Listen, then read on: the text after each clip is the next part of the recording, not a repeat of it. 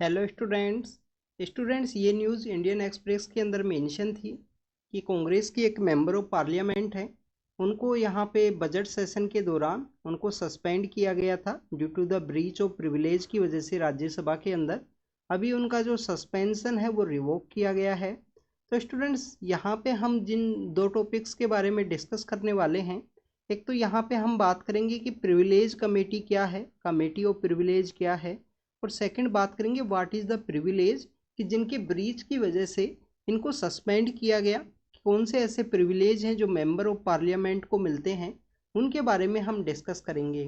तो basically students अगर हम बात करें कि प्रिविलेजेस के बारे में कि प्रिविलेजेस क्या हैं, तो प्रिविलेजेस के बारे में आपको एक पता होना चाहिए कि privileges are basically the rights की जो अधिकार हैं, जो राइट्स हैं, या अगर हम बात करें कि इम्यूनिटीज़ हैं जो मेंबर ऑफ पार्लियामेंट को दी जाती हैं। मेंबर ऑफ पार्लियामेंट को जो राइट्स और जो इम्यूनिटीज़ हैं जो दी गई हैं, उन्हें ही हम प्रिविलेज के रूप से देखते हैं। जब भी आप हमारा जो पार्ट 3 है फंडामेंटल राइट्स के रिगार्डिंग में, उसका आर्टिकल 14 को जब आप रीड करते हो, जब आप आर्टिकल 14 को रीड करते हो, equality before law and equal protection of law, तो आर्टिकल 14 का जो एक्सेप्शन है, आर्टिकल 14 के जो एक्सेप्शन है, उसके अंदर आपको कुछ आर्टिकल्स देखने के लिए मिलते हैं, जिसके अंदर एक आर्टिकल है article 105। Article 105 equality before law and equal protection of law का एक एक्सेप्शन है। और एक आर्टिकल आपको देखने के लिए मिलेगा आर्टिकल 190, आर्टिकल 194, जो हमारे मेंबर ऑफ लेजिस्लेटिव असेंबली हैं, उनके प्रिविलेज हैं, उनको डिफाइन किया गया है 194 के अंदर। और जो मेंबर ऑफ पार्लियामेंट हैं, उनके जो प्रिविलेज हैं, उनको डिफाइन किया गया है आर्टिकल 105 के अंदर।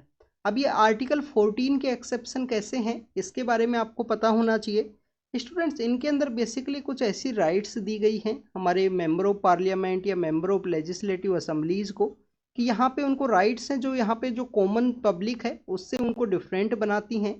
तो जो हमारा इक्वलिटी बिफोर लॉ, जो हमारा यहाँ पे equality before law and equal protection of law है, उसका यहाँ पे वायलेशन है। बट वायलेशन ना हो इस वजह से इसको एक्सेप्शन की कैटेगरी के अंदर रखा गया कॉन्स्टिट्यूशन के जो फाउंडर्स हैं, कॉन्स्टिट्यूशन के जो फ्रेमर्स हैं, उनके द्वारा। तो ये एक्सेप्शन है आर्टिकल 105 एंड 194। अब आपको यहाँ पे पता होना चाहिए कि जो क्या ऐसी इम्यूनिटीज़ हैं जो equality before law, equal protection of law का वायलेशन है या उसका एक्सेप्शन है। अब देखिए कि यहाँ पे जो मेंबर ऑफ पार्लियामेंट्स हैं, उनको अरेस्ट नहीं किया जा सकता इनसाइड द हाउस, उनको इम्यूनिटी दी गई है। हाउस के अंदर उनकी कोई भी बात अगर उनके द्वारा बोली जाती है, तो उसका भी उनको इम्यूनिटी है कि किसी भी कोर्ट के अंदर उनको जस्टिफाई नहीं करना है, वो राइट टू डिक्लाइन दिया गया है उनको पार्लियामेंट के अंदर में। इसके अलावा देखिए कि 14 days before the proceeding and 14 days after the proceeding किसी भी मेंबर ऑफ पार्लियामेंट का जो अरेस्ट है वो नहीं किया जा सकता। बट यहाँ पे एक एक्सेप्शन ये है कि जो अरेस्ट है वो ओनली सिविल केसेस के अंदर है, कि सिविल केसेस के अंदर जो इम्यूनिटी है वो दी गई है। यहाँ पे जो अरेस्ट नहीं किया जाएगा वो यहाँ पे क्रिमिनल केसेस के अंदर नहीं देखने के लिए मिलेगा ये इम्यूनिटी आपको। अब अगर हम बात करें प्रिविलेज के बारे में कि what is the privilege, privilege basically are the rights और immunities that are granted to the member of parliament, member of legislative assembly, क्योंकि वो यहाँ पे पॉलिसी फ्रेमिंग का पार्ट होने की वजह से हमारे कॉन्स्टिट्यूशन के फ्रेमर्स ने उनको कुछ इम्यूनिटी या कुछ स्पेशल राइट्स है वो प्रोवाइड की हैं। इसके अंदर कॉन्स्टिट्यूशनल जो प्रिविलेज हैं, जो कॉन्स्टिट्यूशनल जो प्रिविलेज हैं, कॉन्स्टिट्यूशनल जो प्रिविलेज हैं वो आपको आर्टिकल 105, आर्टिकल 105 के अंदर में और आर्टिकल 194 के अंदर आपको देखने के लिए मिलते हैं। अगर हम बात करें कि कॉन्स्टिट्यूशनल प्रोविज़न के अलावा टू टाइप से आप इन जो प्रिविलेज हैं उनको आप डिफाइन कर सकते हो। एक आपको कलेक्टिव प्रिविलेज देखने के लिए मिलेंगे, कलेक्टिव प्रिविलेज है जो मेंबर ऑफ पार्लियामेंट्स का आपको देखने के लिए मिलेगा। कलेक्टिव प्रिविलेज क्या है कि यहाँ पे रिपोर्ट्स को पब्लिश करना मेंबर ऑफ पार्लियामेंट्स के द्वारा, जो सभी मेंबर्स ऑफ पार्लियामेंट्स का यहाँ पे प्रिविलेज है कि रिपोर्ट्स को पब्लिश किया जाता है, इनके द्वारा रिपोर्ट्स को पब्लिश किया जा सकता है। इसके अलावा इनको यहाँ पे पावर है कि जो ट्रूथफुल जो भी फाइंडिंग है रिपोर्ट्स की, उसको यहाँ पे पब्लिश कर सकते हैं। यहाँ पे इनको ये पावर है कि राइट टू डिक्लाइन का पावर इनको दिया गया है कलेक्टिव प्रिविलेज के अंदर में। अगर हम बात करें कुछ इंडिविजुअल प्रिविलेज के बारे में, कुछ इंडिविजुअल प्रिविलेज एक सिंगल मेंबर को जो यहाँ पे अवेलेबल हैं, सिंगल मेंबर ऑफ पार्लियामेंट को, तो इंडिविजुअल प्रिविलेज के अंदर स्टूडेंट्स आपको देखने के लिए मिलेगा कि किसी भी एक मेंबर ऑफ पार्लियामेंट को जो 14 डेज बिफोर द हाउस का प्रेसिडिंग होने के पहले सिविल केसेस के अंदर अरेस्ट नहीं किया जा सकता, अरेस्ट का यहाँ पे पावर है उसको रिजेक्ट किया गया है।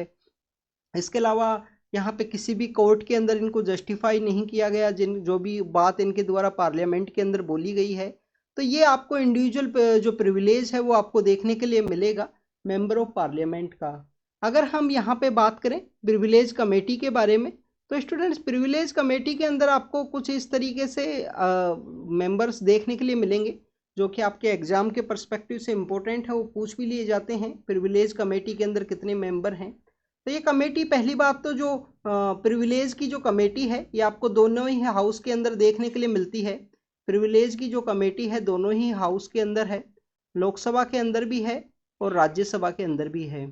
स्टूडेंट्स लोकसभा के अंदर इसके जो प्रिविलेज कमेटी है इसके अंदर मेंबर्स आपको देखने के लिए मिलेंगे 15 मेंबर्स हैं। राज्यसभा के अंदर जो प्रिविलेज कमेटी है उसके मेंबर्स हैं टोटल 10।